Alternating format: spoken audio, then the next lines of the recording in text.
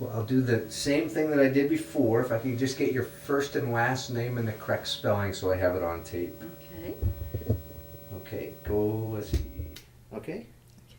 Misako Hagiwara, Misako Hagiwara. Okay. A Husky.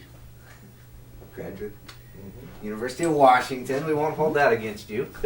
So I have WSU license plates on my car, so whenever I go to the campus to shoot, I always worry about my car getting bothered over there. So I've got a nephew that's a Husky, so I give him a bad time all the time. Now, so where did you grow up? Wapato, Washington. Let's see, 18 years there, all through their school system. It's a consolidated rural system, and it was a pretty good school, actually. And I'm talking, now, and Wapato, is it by Yakima? No. Mhm. Yeah. 11 miles south of Yakima. And what now? Are you Nisi, first generation born? Nisei, uh-huh. And what about your parents? What? My parents were both from Okayama-ken in Japan, and but from different decades. It's really interesting. There's 17 years difference in their ages. So he had some time in the United States and had traveled all over the Pacific on ships before he settled down.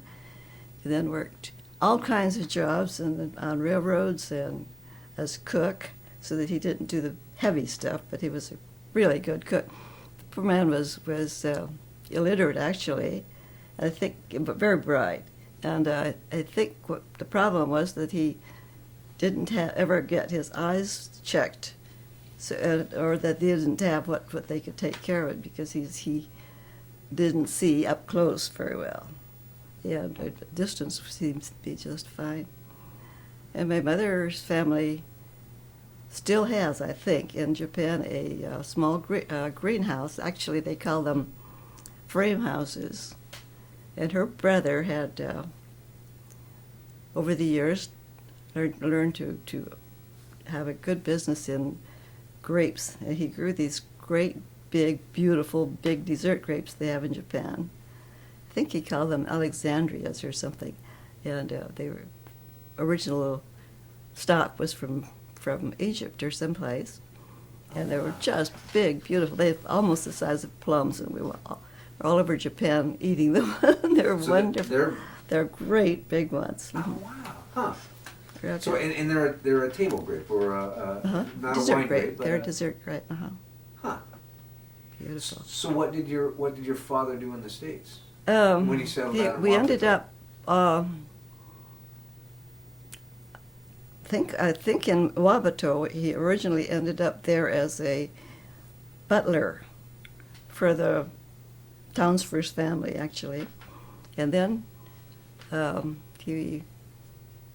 Mom and Dad first got married in 1917, I think it was,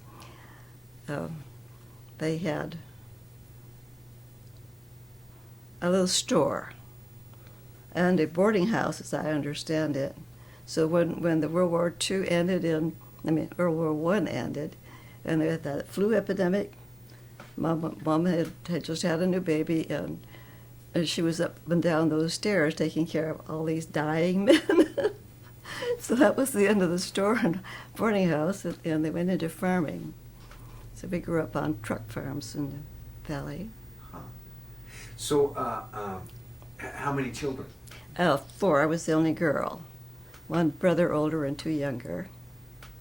So you were the princess of the family. Actually, my dad tried to treat me like a princess. My brothers insisted I was a servant slave girl. Brothers could be that way. So was it did you grow up in a traditional Japanese family? I mean, did your dad and mom speak Japanese, or was English or bilingual, or? It was probably basically Japanese. Dad's English was acceptable, but and my mother's English was always just awful. So we learned to translate for them very early on so that they wouldn't be misunderstood quite so much. So if they went to town and were dealing business, the children a lot of time would help them with. No, when we had the business, we were babies, or it was before I was born, and they did their business mainly in the Japanese community, had a tiny little community there. I'm trying to think. One gentleman I interviewed, Sheik Honda, grew up in. I think he was Sila, is where. Sheik Honda. Yeah. Does that name ring a bell? The Honda family is a very well-known family in the valley, but I don't think I know the Sheik. Because he was, and he's fairly young, and he ended up in, I can't think of the name of the camp, but in Wyoming. Yeah, that's where Heart Mountain. He would have been from. Yeah. Heart Mountain. Yeah. How old a person is he? Boy, now my mind's drawn. Because he might have been. He was too young to go in the service. I know that much. He was very young when they went to the camp. So, and I'm thinking he was only like 8, 9, 10 when they Must be a different family than the one that we knew, because the 3 boys that I knew and the girls, 2 of them are still living. They're in their 90s and they're still living, and I know that Harry, who's the only one that I know, has 2 girls that are just younger than we are. So I'll have to go back and look at, because I've done so many. I'll have to look and see if I'm accurate on his age. Maybe I'm wrong, but I thought he was fairly young. Because if I remember the stories that he told were, well, no, he was I Probably guess 13, 14, because he talked so he'd about be in his 60s now. Yeah, well, Or yeah, 70s. 60s or 70s. Yeah. 70s. So, huh. Definitely. So, did you face the Depression then? Do you Oh remember? yes. And On a small farm, you face the Depression, especially when all your neighbors are having more trouble than your family. My father and mother were both very resourceful people, and we always had a truck garden beside or the kitchen garden besides the farm produce. And my father was a great barterer. He could trade for almost anything. So do you remember things that you wanted that you couldn't get, or was your dad so good at bartering that you just... No, actually, we never lacked for food. We didn't have the kinds of foods we had gotten used to a little bit. But we were kids, you know. It was fun, and nobody else had anything either, so that part of it. But when you hear about your neighbors tearing up their floor to burn for heat, and rented houses at that, you thought, oh my gosh, what's going on in this world? Those people had to be cold and hungry. So you were very well aware of the Depression. So in Wapato there was a Japanese community then? Yes, almost all of the farmers in the area, some of the descendants of those first families are the big farmers there now still. You might see occasionally some produce from the Inaba farms. It's a big corporation now, but let's see. Ken's children's, they're Ken's children. So in their 40s and 50s, and they're doing great. They've gone back. They came back and were able to sustain the farm. But that's one of the few. Yeah, well, I know that because I heard a lot of different stories of different things that happened where people trusted somebody and all sorts of. So where were you when the war broke out? When the war broke out, I was a senior at the University of Washington. I heard about it from his brother, actually. It was a Sunday morning, of course, and I was at a choir practice at a church in downtown Seattle. And Abe came in late.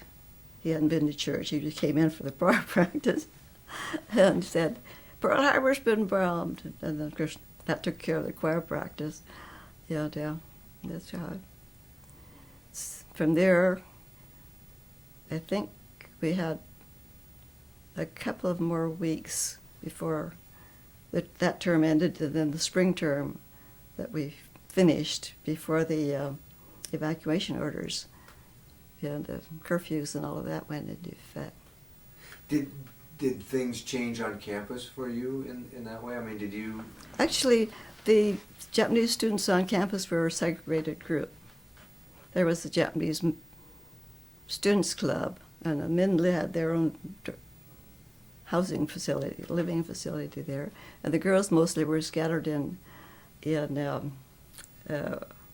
housework, maid service situations. Almost all of us were doing that. So, so you saw your friends in the library, and then you went home. So you didn't face the prejudice that I've heard? Not in that sense. You had your own friends. You had your Caucasian friends, and you had your Japanese friends, but you stayed pretty much in your own community. Huh. So when you heard Pearl Harbor had been bombed, did you have the faintest idea where Pearl Harbor was or what this meant? Or? No, I guess we got that information pretty quickly because we didn't wonder where Pearl Harbor was. Some of the kids had come from Hawaii and had been there, so. So then the orders came down for internment. Mm-hmm. How did they notify people, or how did you? Were there rumors or fears, or did it just?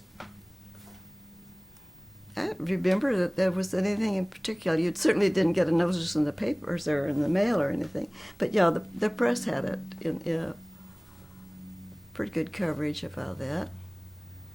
And so what happened to you? Did you end up at the camp, or your family, or? During that spring quarter, we all talked about what we were going to do if something bad happened, and we'd hoped to be able to finish. Those of us who were seniors hoped to be able to finish. So some of us were playing with the idea of just moving out, say at Washington State where we could go, or someplace else.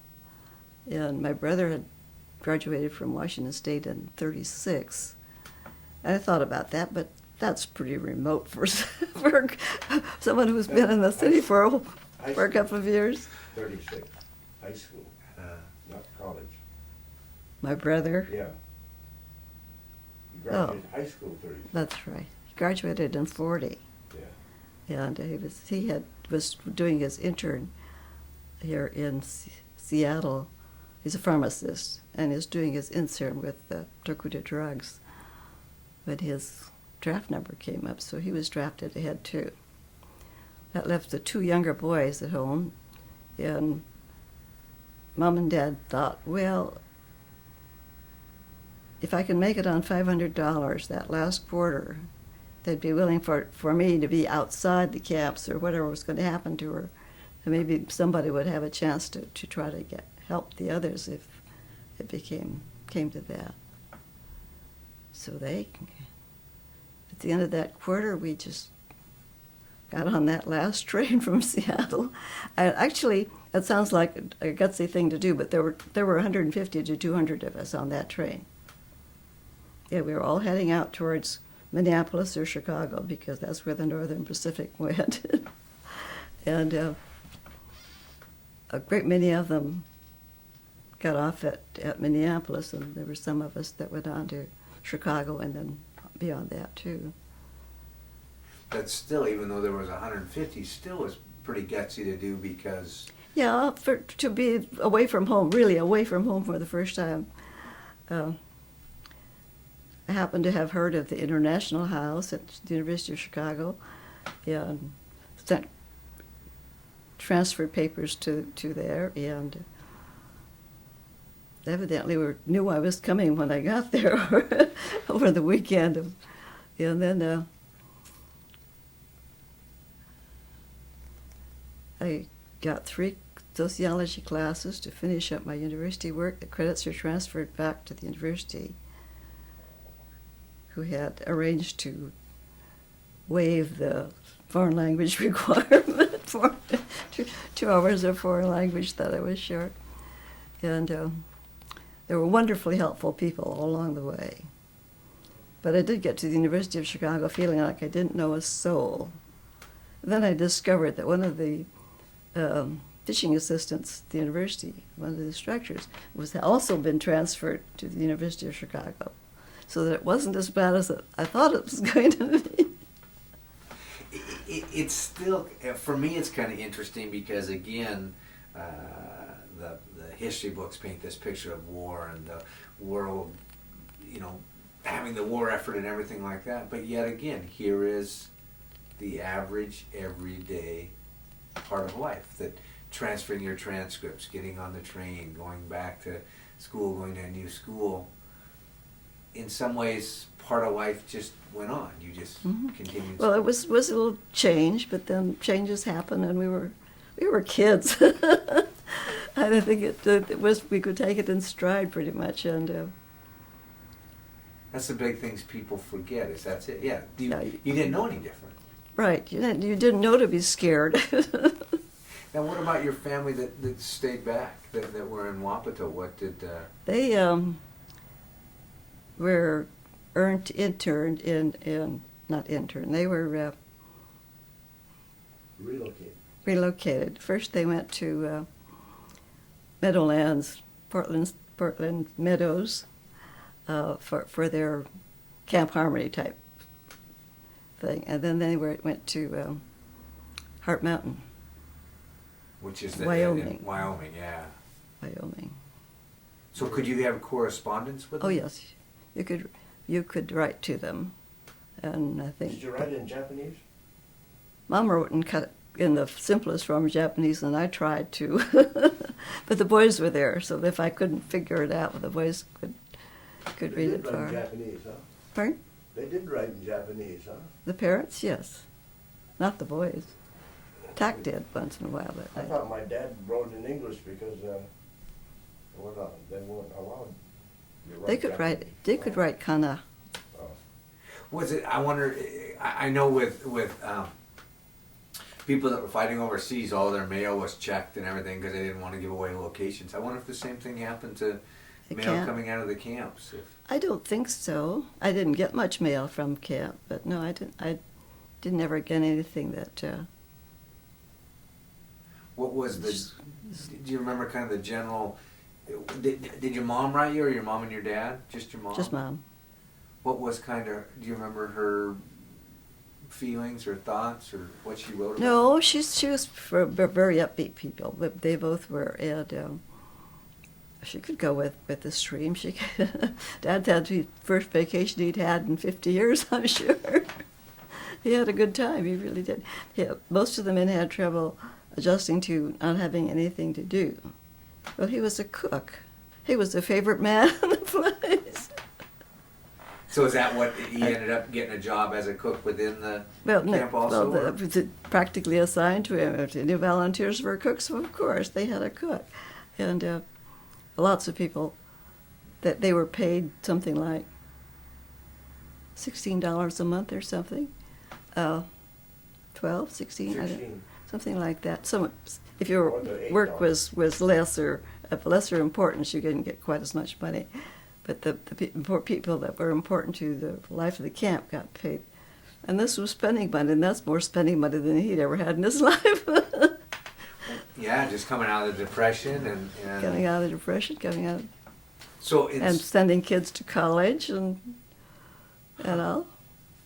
so in some He ways almost had a good time because he was busy. He was doing things that was appreciated, and having fun at the same time. So, and Mom did some embroidery stitchery that she was good at. And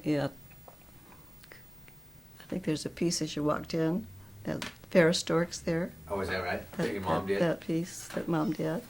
She did a piece, a big piece, not each one different for each of us, for our homes. So your siblings were with your parents and your brother, two brothers? Two brothers. Mhm. Yeah. They didn't stay very long. Hideo went out with the first opportunity to work on the farms route because labor was short, and farm labor was premium, and he got good farm labor. These kids were well trained, and he'd been out of high school for a year, I think, maybe not quite that long, and had been out at Spokane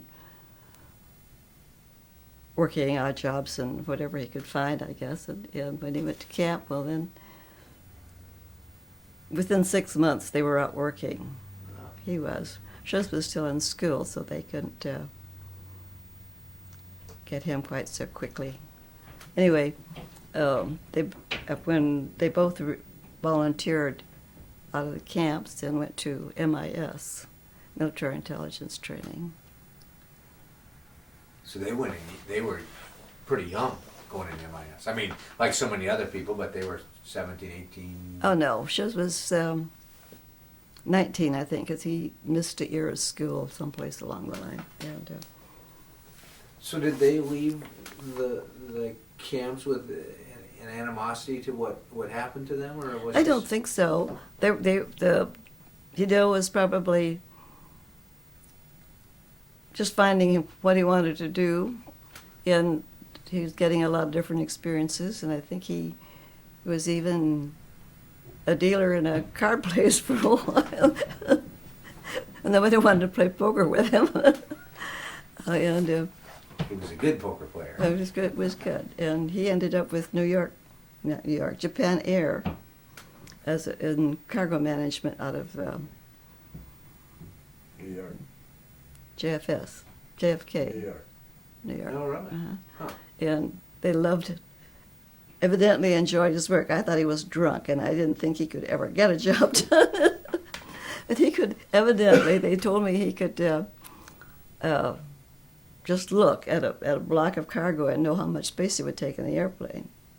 And could even have the skill or the ability to know exactly how it had to be packed to fit into the place so that he could give the shippers, the freighters, a head start on it. And they enjoyed it and they liked him. Oh, wow. So how long did your parents end up in the camp then? Very They were long? one of the first ones out when the camps could be closed. They were one of the first ones out because they had a place to go home. The farm at home was still in my brother's name, and had been left in charge of good caretakers who lived in the house. Actually, it was one of the better houses, so the mom and dad had put just $3,000. Can you imagine building a house for $3,000? Well, they had the house in 1932 in it's pumice concrete and rough woodwork, and it's an absolute ugly rectangle. But it was a house, and it was And they still have. So who took care of it then? I can't remember the name of the people. Can you bet? From Oklahoma, I don't. They were Whitmore or Whitworth or Whitmore or something. something like that. He was through that whole period the Indian Bureau agent, and they needed a place to live, and that was as good a house as you were going to find in Wapato, or around Wapato, because we were out in the country a little bit. So basically your dad went to them and made an agreement almost like a rent, and Actually, no, he was just a caretaker. He didn't pay anything to live there. Actually, I think they paid him when they got back. I think they paid him, the caretaker, something or other. But it might have been something to do with the Bureau of Indian Affairs. This land was basically on the reservation. huh. I don't know how it worked. So so when they got out, they went back. They went back. I think they were there about July or August of '45. Must have been at least by September. But anyway, when we got back there in September, they were in the house, and Huh. And it sounds like your mom and dad didn't hold any animosity either to what had happened, or did they? well, Mom was very outgoing, and Dad was a happy-go-lucky guy, and Like you said, he he always was. rolled with the punches, and we were. He got a vacation. He Yeah, great figure. Now he was back on the farm when it was going to be different again. Huh. Gosh, it's interesting the different perspectives, because I've talked to some people that were in Seattle, and instantly when Pearl Harbor happened, they were coming back from the movie, and the racist remarks that were yelled to him. He was a 10-year-old boy or something like that. But then people like yourself, that it just was a thing that happened, kind of. Well, I think with my background, his mom's outgoing, and Dad was fairly happy-go, and he could do anything. You could give him food, and you could have just nothing for food, and he'd make a meal out of it. And so we never felt deprived ever. When other people didn't have anything, he was trading for little bits of meat from somebody, and he would make head cheese out of the peak parts of creatures that other people throw away. You know, I never heard any resentment. I don't know, just all of a sudden it dawned on me. I never heard any complaints. Most of the older people, I guess they work every day of their lives. They're just like going over there as a vacation away from what they were doing. Farmers, for the farmers, it was pretty much that. But for city people who didn't have anything to do that they could do. No, my dad worked 7 days a week. I know. So vacation It was again? vacation. My mom worked every day too. It'd be a big. I never heard. It's funny. It never dawned on me to any resentment that the old folks talked about having to relocate. Of course, It'd be interesting to look at different yeah. 'Cause different age groups. And I never talked to all old people, but it just dawned on me right now. I have never heard of that. I talked to one gentleman, Mr. Cucci, and he was at Camp Harmony, and he said that for his parents, for his dad, the hardest thing is that prior to being in the camp, at home, you waited until Dad got home to eat. And when they went to the camp, it was mess hall. Mm-hmm. So that it took away that the dignity of exactly. Yeah. So it was interesting whether it was intentional or not, kind of a psychological thing that happened just because of not paying awareness to different cultures or families or how their lives lived. But I guess everybody had a different piece to the puzzle out there. Now, so while you were back in Chicago, there was a young gentleman that came a courting. gentleman. Can I use gentleman? Is that a or did you have to straighten him out and make him a gentleman? That's a proper word. So tell me a little bit about that. Here you're back in college, the war's going on now, and is this a person in uniform coming to visit you? Yeah, I think basically because in Chicago, the uniform was worshipped. I don't know why, but there's no place else where a uniform was treated better than in Chicago. And these guys wander through. I lived at the Chicago Seminary. And that's the reason for this attack on. I kept talking about God. But that's all they would talk about. What can you do but answer them the best you can? Actually, it had to be just one of them because the other guy had been at the university and I knew him. And he's a very quiet, shy person and never said very much. So when you met this young gentleman in uniform, were you smitten by him or just another uniform? Actually, I knew his older brother, and I knew his sister. You know, because he had to be a buddy or a brother, one or the other. And they would just developed into more. I get a kick out of some of the guys who were at the seminary when I was living in their dormitory. They kept saying, they worried about you. They worried about me. I said, she can't really marry that soldier. He's a drunk.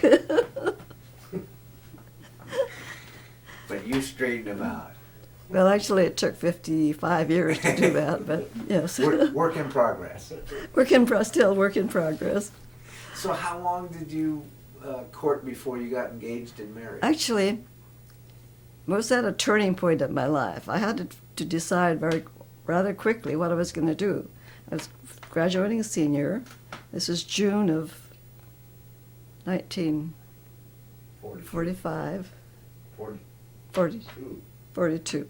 And what am I going to do next? And here's this guy who wants to. So it wasn't a matter of saying now which is the best guy, which isn't. But after I took that one little trip to Indiana with a girlfriend and a dentist who was anxious to marry me, I decided that the other was a much better deal. So where did you have the wedding then?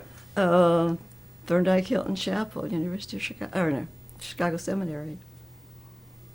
The seminary is across campus, just across the street from the University of Chicago. Rockefeller Chapel is on the same street that Thorndike Hilton Chapel is on. It's a little tiny chapel, a smaller one of the two of the Chicago Seminary chapels. I think it seats 19 or 20. Beautiful windows and structures and pews and woodwork and all of that from Thorndike Hilton. That So was really lovely. Did you have family come back? No, It was just... no, just whoever Your was brother? there. My brother wasn't there. Tack was there in the wedding? Mm-mm. Tack was there. You would have been best man. He wasn't available. So your family's back at home? Are they're still in Wyoming at this point, or are they back in? No, the 1940. There would be. I'm not sure whether they were. They must have been in Wyoming. But that might have been later, even later. Actually, he said, "When are you going to ask your mother and father if you can get married?" And I said, "I'm not going to ask them. I'm going to tell them." That's the kind of character I was in those days. That's what she said. So in getting married, did you have the furthest thoughts in your mind that he would ever get sent over to active duty, or did you think he was going to stay home front at this time? Don't think we ever thought that far ahead. I knew he was in the service, but servicemen were treated very well in Chicago, and I don't even remember thinking about what would happen. Do you remember when he shipped off? No, I wasn't there. He came home for the last furlough. He's that probably in March or April of 44, 43, I don't know which. 44. 44. And of course that war didn't last a whole lot longer than that, just a year and a half after that. But yeah, I did have to move the few things that we'd accumulated in 5 or 6 months that we were at Fort Sheridan. But that was not a big deal. The Army came in and did it for you. Pack it up, send it where you want it to go. Do you want this? Don't want this? We'll discard it, They'll take care of it. So it was just mostly my personal things and a few pieces of furniture, which they put in storage for me, and which some of his Alaska friends whose wives were being left in Chicago could use, and so they paid the the storage charges, and took the furniture. So that was it, no problem. And his friends knew there was an apartment being vacated in their building, so he took that too. Did they kind of look after you then, his friends? Pretty much so, yes. I think so.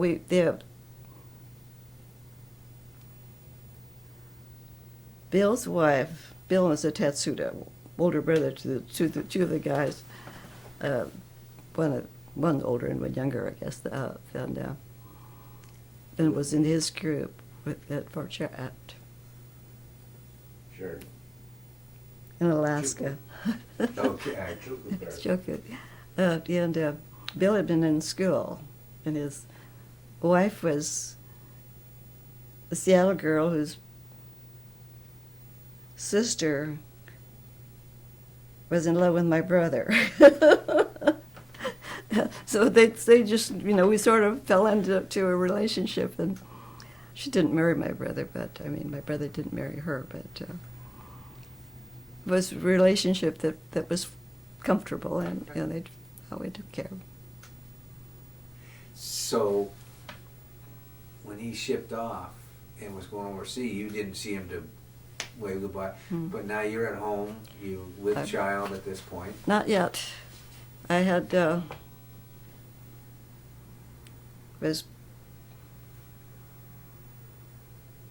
see how'd that work out. I worked at the University of Chicago for clear up until the time the baby came. Got a job in the dean of,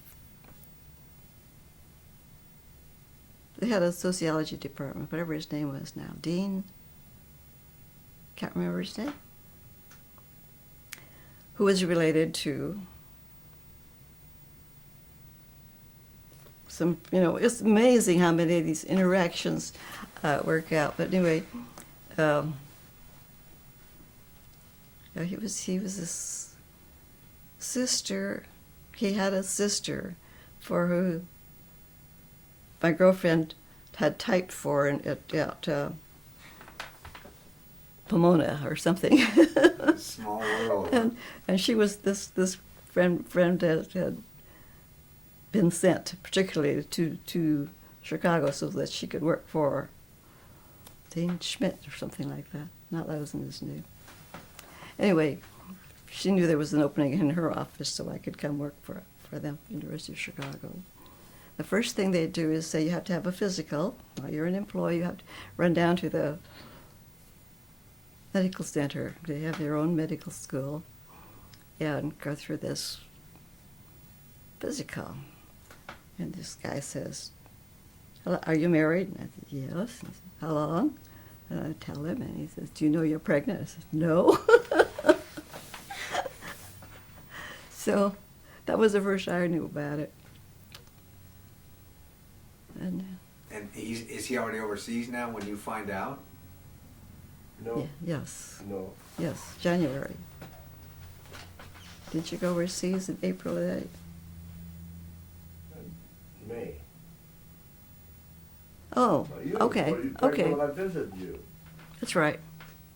Yeah, he came home for one leave. And so he now knows you're pregnant, and now he's going to go off and fight this war, and you're... They didn't know they were going overseas yet. Oh, they still didn't know. Yes, we were. We were on the way someplace, but they didn't know which No, we way. knew No. about overseas because that's why they allowed me vacation. I mean, No, everybody got a furlough before they went. they had to have furlough before they went. Well, That's why I got it. So how did you... So once he then did leave and is going overseas, was that hard, or were you so busy? we were busy all the time. We hadn't really had a lot of time together anyway, because first few months I was at the University of still working, and he was 35 miles away. And then we were there for a couple of months, and then he was off again, and it's just part of the routine. Just roll with the punches. And then you had your baby daughter. Mm-hmm. Which was amazing. The whole thing, can you believe it? The university and the Army, between them, we paid $50 for prenatal and afternatal care, birth, the whole bit. Best hospital in the world. It was Buy an amazing. aspirin today. So, and then you sent some mail over trying to get it to him that he had a daughter. Actually, we sent it. We didn't hear anything, but then there were lots of times when you got bunches of the mail at once, and most of the time it was ribbons anyway. And if they weren't ribbons, he didn't say anything, because all you could say is that you got up in the morning and you went to the latrine and you washed your face or something like that. And that was about it. So I didn't care whether I got any email or not. He said, "Did you save any of that?" And I says, "No, why would I save that junk?" Now, this is one I thought about. So who picked the name of the child? Pardon me? Who named the child? I think we talked about it while he was on that little The furlough. furlough. So you thought that far enough. Because I was wondering about that. If somebody were fighting and they hadn't thought about it, well, do we name them? Do we wait till they get home? Do we? I think must have talked about it because she got my name for her middle name, and we came up with. I think he wanted Catherine, and I didn't go for that, so we settled for Kathleen.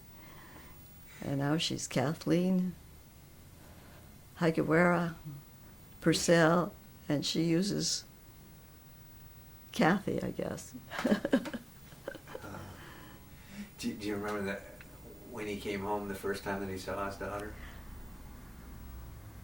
He woke her up in the middle of the night.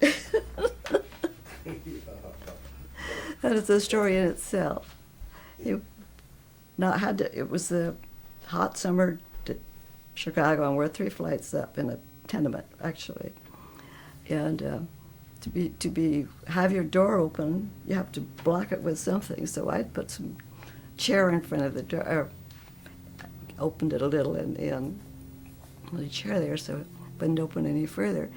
Well, this man evidently bumped his way into the apartment downstairs under me, and has to make a quick exit when he hears snoring that he doesn't expect. And what happened was that I went to the place, and the second floor, the door was ajar, and I heard a loud snoring going on. I don't remember my wife snoring. But anyhow, it seems that right, so I pushed it, and the chair that was there fell down. I thought he'd wake up, but he continued snoring. I went over to his bed, but that's a man. So I went back again, and I went to the next floor, and then same ajar door. I think it was, that's when I opened it, I did, or pushed it. And you're And sleeping She was upstairs? there, and the baby crib was there. It must be it, I said. He woke the baby up. Well, That's when he first saw her. And immediately after that, I was sicker than a dog for she couldn't talk. a week, 2 weeks. I don't know how long it was. Anyway, they weren't sure what he might have brought home with him. Yeah, the doctor put, So they insisted that the baby should go someplace else, and his parents were living a couple of blocks, half dozen blocks away at that time. So that's where she couldn't talk. It was kind of a quiet place where we were staying. She was. So that was his first, because you always hear about, the father comes home from the war front, the child comes running with arms front, but here it was, he might have brought malaria home or something. But, we weren't real happy to see him at first. It's kind of funny because she couldn't talk, and I didn't feed her anything. I never got her a water even. So she said something like this, and so I said she wanted pencil and paper. So I brought her pencil and paper. She writes down, "Need water." Water. So I got her a drink of water. I forgot. That's right. I didn't fed her or give water to her. I didn't care whether he stayed or not at that point. so was that, and I hadn't thought about this either, was that a tough, because he had been away for how long, roughly? A year, less than a year? A little more than a year. A little more than a Just year. more than May year and a till half. July. July to. No, May till July. I was there with you, May. So you got married, and you weren't together that much when you got married because he was moving and you were doing whatever, and then he went overseas, and so now we're is in this where for the it. marriage really started? Then? I mean, he had basically, to really figure out who everybody was and what he was going to do. That was the big one. go to school, or you'd already made him go to school before that. Actually, it never occurred to me that he might not want to. He did work so that his brothers and sister could be in school. It didn't occur to me that he might not want to or be a part of it. Did you have to recondition him to let him know that he was in civilian life now and he wasn't in military life anymore? Was there a change? All he wanted to do was to go down to the talk with his buddies. And the other thing he felt he had promised to do is to do church work. So he spent a lot of time doing the so-called church work, which was janitorial for the most part. And wasn't even much church. Actually, the building that St. Peter's Church, Episcopal Church, was using at the time, they had built in 1932 or 3, and had been used during the war years as some kind of a armory type thing. And It was actually a gym. Hmm? It was actually a gym. Yes, not a it was. church It was a multi-purpose building. big Huh. gym with a kitchen off up one side and an altar up on the stage and places to hide folding chairs. But basically, it was a gym. It had been used as a community center as well as a church. And when we first came back, they were using it as a hostel for returning people. They just got the army out a couple of weeks ahead of us, and had opened it as with army cots and beds. You know, it was like home. I didn't even think about that. You've got, see, you got all these soldiers coming home and temporary housing and. These were the relocated people. Hmm. Civilians. Coming back Oh, really? from coming back from the Relocation camp, camps, they're coming back because the the coast, camps had but been no, closed, yeah. basically, and they had to get out We quick. housed them at the church and And- gym. Huh. So, I don't know how the Episcopal Church did it, but they evidently had some way to get by with letting the Army use their facilities, or with the Army acquisition them or what. But I don't think the Catholic churches had that problem. Huh. I'll have to look into that one. Or not a problem, really. I guess it was just a... Process. Way of- It came up recently because I had said something to our current minister about St. Peter having been a or armory facility during the war years, or at least part of them, and she didn't believe me. She says, "You can't do that to a church." Because Such- it wasn't a church, it's So- multi-purpose. What brought it up was that they were looking for the original altar, Ah, huh. and I hadn't any idea where it was. Of course, I hadn't gone to that church before we came back after the war. Anyway, I'd been going to the Methodist church. Well, great. Well, thank you very much. That's an interesting time. As I said, it's interesting to see everybody's different perspective on. Mhm. It's kind of like you talk. I always find that my perspective is very different from most of my friends, because they went to the camps and they did this, and they have the greatest buddy friend. The camp reunions are some big social event in their life, and I guess it should be, because, and I don't even have the high school or college reunions, because I was all over. See, you're like me. I face that same thing. I have friends that they're college buddies that they still do stuff. Well, I moved every year at a new college, so there was never that group that I associate with 20 years later to say, hey, how are your kids? And because I wasn't there with that. But I would see where the camps would be the same thing, where they shared a life experience together for however long they Yes, were and there. a very impressive time in their life, too. We talked to probably one of the most powerful stories I heard was Mr. Kiuchi talking about, he said, here the elders they were depressed and sad being in the camp, and he says he can remember the kids trying to pick the spirit up, and on the 4th of July they put together a little parade and they had a little band, and he says he can remember in Camp Harmony closing the parade. Now here they are putting Camp Harmony and the guns pointing to them, and they closed with singing God Bless America. You know, Mhm. you look at the juxtaposition of that, and it's just, you know, just an amazing story to hear.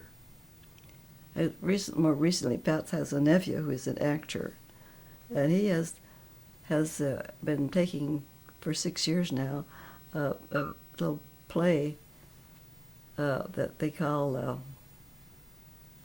what do they call it? I can't remember the name of it. He's brought it up to Seattle 2 years now, and they're closing it with the original cast after 6 years. These guys are getting close to 50, and they're trying to do teenager things. Bomb Divers Christmas, I think it's called.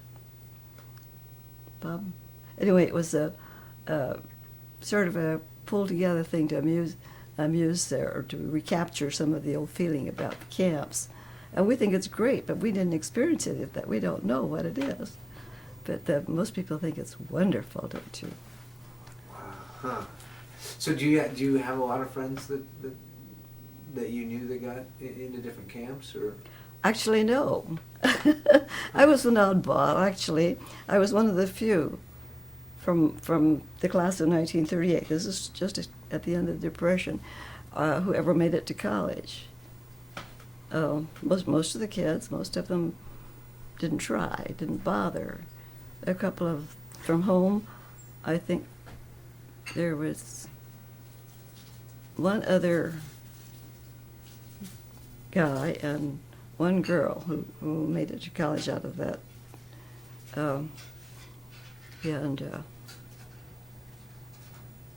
The guy died en route before he finished college, and the girls went on to great things, but they're...